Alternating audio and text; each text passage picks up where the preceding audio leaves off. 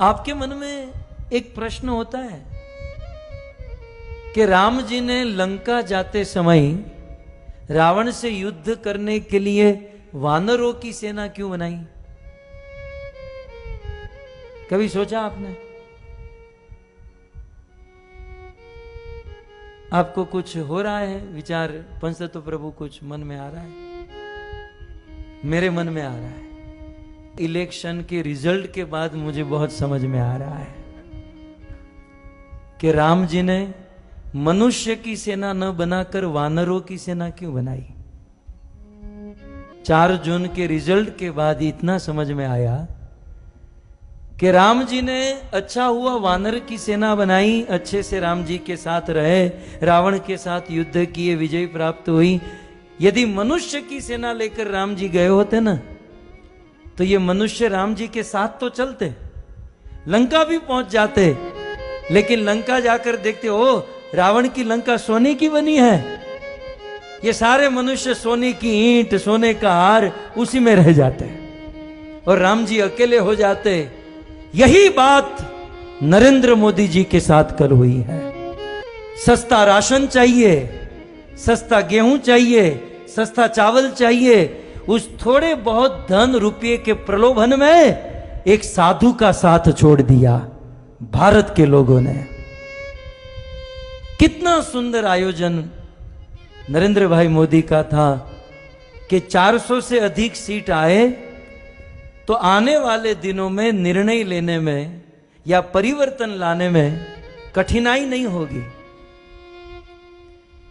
लेकिन हमारे अपने ही सनातन धर्मी हिंदू भाइयों ने, बड़े दुख का विषय है, मुस्लिम भाइयों ने 90% वोट किया और ये कहलाने वाले सनातन हिंदू धर्मी ने केवल 50-55% वोट किया।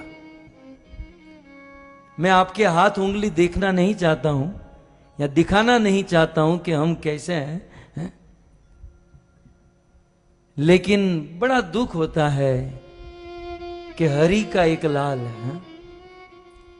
70 साल के बाद कोई एक हिंदू सनातन धर्मी, सनातन धर्मों को आगे बढ़ाने वाला, भारत का नेतृत्व करने वाला, भारत को विश्व गुरु बनाने वाला एक आदमी आया और 10 साल काम करके एक मांग रखी थी कि अब की बार 400 पार, लेकिन 300 पार भी नहीं किए हैं।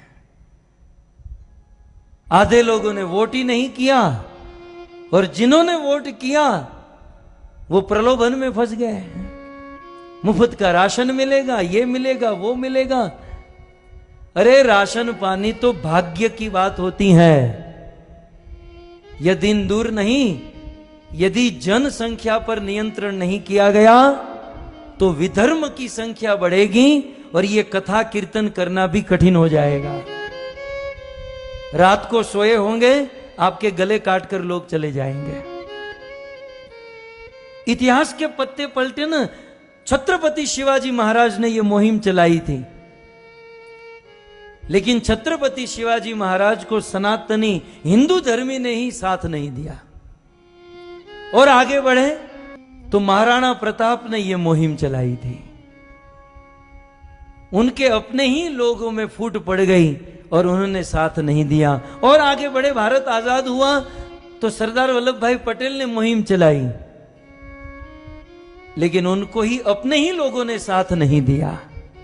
और आजादी के 70 साल के बाद एक आदमी 10 साल के अगाह परिश्रम के बाद 400 पार जाना चाहता था, लेकिन हमारे अपने हिंदू सनातन धर्मी ने ही उनका साथ नहीं दिया। मैं तो मोदी जी को यदि मेरी आवाज पहुंचे तो यही सलाह दूंगा, भाई आप 70 साल के हुए हो, खा पीकर मौज करो, ये किसी के नहीं होने वाला है। इनको गुलामी करने की आदत ही पड़ गई है। एक आदमी ने बहुत सुंदर लिखा कि ऐसा लग रहा था कि हिंदू जागा है। ऐसा लग रहा था पिछले 10 सालों में कि हिंदू जागा है, लेकिन कल समझ में आया जागा था बाथरूम करने के लिए, फिर सो गया।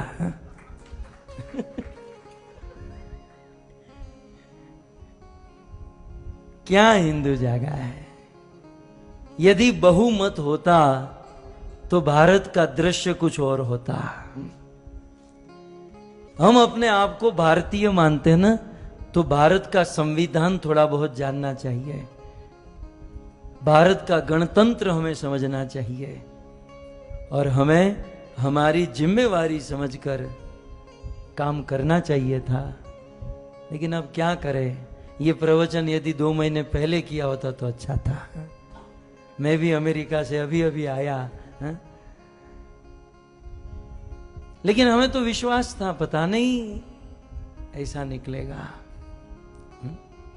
एक बात याद रखिएगा, मोदी जी तो प्राइम मिनिस्टर बनेंगे, वो तो बड़ा प्रधान हो ही चुके हैं, लेकिन जो उनको निर्णय लेने हैं वो नहीं ले पाएंगे क्योंकि अल्पसंख्यक है।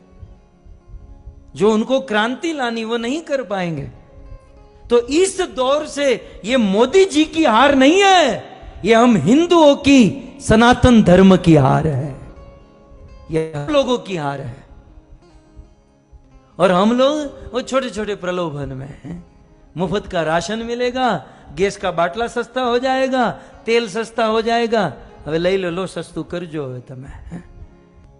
धर्म के, इस सनातन धर्म के उजागर करने में एक बहुत बड़ी आश थी, एक बहुत बड़ा होप था, लेकिन नतीजे के बाद बहुमति से यदि मोदी जी नहीं आए तो एक